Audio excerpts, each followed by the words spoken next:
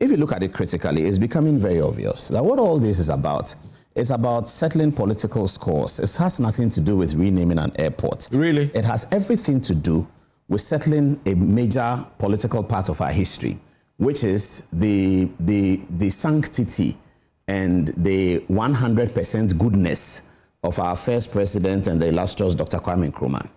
The point of the history is that since Nkrumah died, he has become much bigger than when he was alive.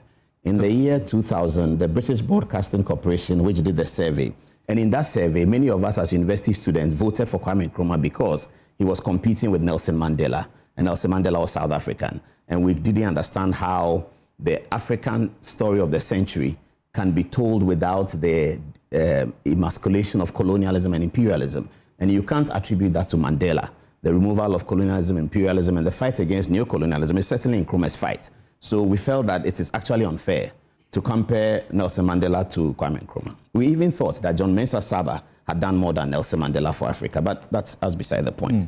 So Nkrumah then ends up by the year 2001, 2002 as this ultimate political hero who has no blemish. Now, since 2017, at the outset of Akufo-Addo's government, he began to demonstrate a certain penchant for the history of Ghana. In his maiden independence speech, and this was the first time it happened on Independence Day, he almost gave a history lecture to the audience at the Independence Square, to the point where it was becoming very long.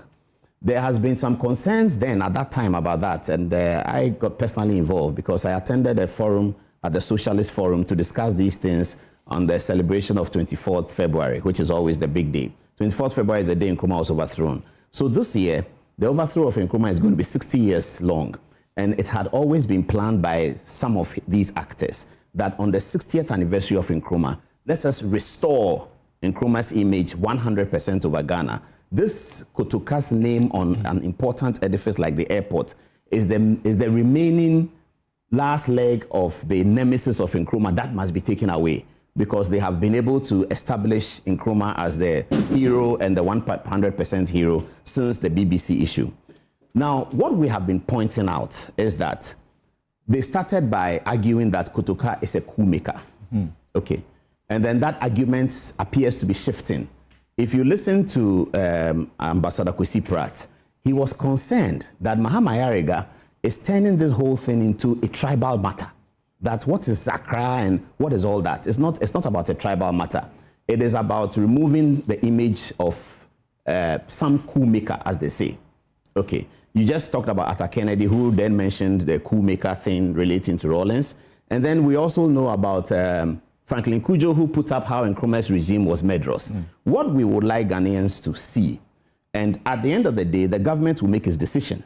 And then we will have to decide whether it's a political decision that we vote on the next time or whatever we do. But we have to, we cannot ignore history. We have to make obeisance to history. The history is that from 1960 up to the time Nkrumah was overthrown in 1966, he was a despot. He was not good for Ghana. He was terrible for Ghana. The 1960 constitution, which Nkrumah put together, which I have in front of me, has Nkrumah's name buried in the constitution, Article 10. Correct. Where it is talking about Kwame Nkrumah as president of Ghana. Okay, yeah. So it's talking about Kwame Nkrumah as president of Ghana in that Article 10. There is also a bit more. It is in this same 1960 constitution that Nkrumah decided that there was an amendment to the 1960 constitution in 1964. And if you look at the amendment, it will interest you to know that the amendments that was provided in the 1964 amendment included the fact that Kwame Nkrumah was now able to dismiss judges. Yes. And also, yes, he was able to dismiss judges. And also, the national flag of Ghana was changed. He also banned all political parties in 1964. And people were imprisoned. Preventive Detention Act was created in 1958. You might not think of it as a bad law. It is only the usage that you can criticize. Because what happened is that Nkrumah had been attacked by a bomb. And it was becoming very scary between Nkrumah and the opposition. The violence was growing on the part of the opposition, I must say. And Nkrumah needed something that will allow the intelligence agencies to work. So that's why PDA was set up. So in fact, if you look at the usage of PDA, between 1958, when it was set up, and about 1961, it was minimal. But from 1961 to 1964, the PDA was railroading everywhere and every home was afraid. This was the state of affairs in Ghana. Now, because we are not accustomed to our history that much, and all of us, many of us talking today, were not born in that time, we all don't know that, and we are railroaded into Nkrumah Assembly. That's a situation where you could be arrested and put in custody without the intervention of a court. Not just without the intervention of the courts, but on the basis that the Minister for Interior is thinking in his mind that you are preparing to do something wrong. Mm-hmm. This is a fundamental departure from the processes of the jurisprudence of the criminal court. It's just a fundamental and a wicked departure from it, that somebody can think in his head that he suspects that you are doing something wrong, and then you are picked up and arrested. This was the state of affairs in Ghana at the time. Now, there was nowhere else to go, because if you look at the amendment of the Constitution, Nkrumah had made himself a life president. Correct. And he had also made CPP the only legitimate party. Now, this is the situation that led many African countries to civil wars in the 80s. Because these leaders in the 60s, a lot of these Nkrumah students who had won independence for their various countries through Nkrumah's efforts, had also become despots and were thinking like that. So Kenneth Kaunda of Zambia and all of those people, they were there till the 80s. Or February, they were there. And part of the reason why Ghana did not experience those civil wars in the late 80s and the 90s was Kotoka. That Kotoka came in and said, no, we can't do this. The only reasonable way to do was to remove him. How do we test Kotoka's fidelity to the nation and he and his friends? So they decided to do a coup. They took Nkrumah out, and they began to rearrange Ghana on the path of another constitutional democracy. And they left office, and they left in the hands of the constitutionally elected group of people. I must say that being an apostle of the right-wing philosophy, one thing I've always worried, even as a student, is that why did they ban CPP from the 69 election? I thought that was blatantly wrong. And that is what led to the division in our country that we are still suffering. Busia and his people should really have allowed Nkrumah to run the election. If Nkrumah had come and he had lost the election, Busia had won. Nkrumah would have been minority leader in parliament in 68, 70, 71. And I guess the coup may not have come. Nkrumah may have won elections again in 74. And Nkrumah, if he left as he left and still was part of politics, would now have realized the kinds of things he was doing and why the coup itself was necessary. I'm sure that if you take Nkrumah's brain at 1954, he will support the coup. If in 1954 Nkrumah will support the 1966 coup. Oliver Vomaho, when Akufo-Addo was president, thought that the soldiers should overthrow him because the government was very bad. If Oliver Vomaho had lived in Nkrumah's time, I'm sure he would have been a suicide bomber because it was much worse. Now, this is the state of affairs, and Kotoka was the rescuer. So we grow up later on and see coups, and we say he's also another coup maker. No, but he was a rescuer. The South Africa airport is named after Oliver Reginald Tambo. That's right. He was a terrorist on the list of everyone in the world, UN and everybody. But well, even Mandela was on terrorist list. The airport was named after him. So what we are saying is that let's put the history in proper perspective. If after we all have acquainted ourselves with this history and then understood why Kotoka may be considered a hero, for which reason the airport will be named after him, not just a coup, but the kind of circumstance that occurred, then if after all that, the people still want to name... So that from your point of view, Kotoka will be a liberator. That for a period, for almost 10 years, nobody could breathe in this country. There was nothing like freedom of expression, freedom of association, because Nkrumah had become a terrible despot.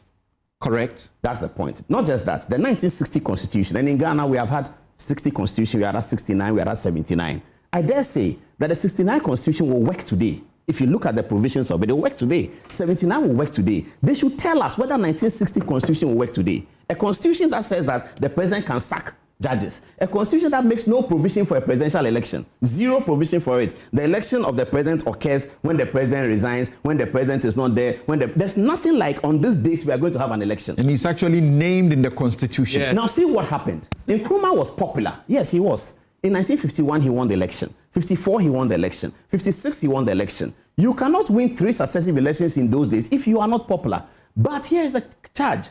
In 1960, Nkrumah knew that if he ran an election on universal adult suffrage, he might not win. So he decided to obscure the election and call it a plebiscite and do something funny. Fair enough. Ghanaians were waiting that, okay, another 4 years, because we are now turned into a constitutional regime. So every 4 years, we must have election. Another 4 years will come, we'll have election. 64, everyone was waiting for the election. What happened? The coup, the proper coup d'etat. Nkrumah overthrew the constitution as a president with the parliament and said that we will not have any election anymore. CPP is the only party. All other political parties are banned. A president whose finance minister can run away from parliament. A president who sits in a parliament that 1/3 have run away. A parliament that was elected in 1956 and no election of the parliament until 1966 when the coup came. 10 years of MPs in the house, no election. This is the state of affairs in Ghana. And these our friends, Kwesi Pratt and Co, would like us to say that this is okay. We shouldn't say anything about it. How should we not talk about it? When we say bring up the history, let's discuss, then Nkrumah say, no, don't talk about it. No, don't talk about it. Why should we not talk about this? Now, this is what has helped Ghana. This is why Ghana is different from other countries. Kotoka is the reason. Kotoka are free for Ankara. They are the reason why Ghana is different from other countries. That's why we didn't have a despotic leader who had been in power 20 years, 10 years, 25, 30, 45. When Ghanaian young people hear that, they wonder, what is that?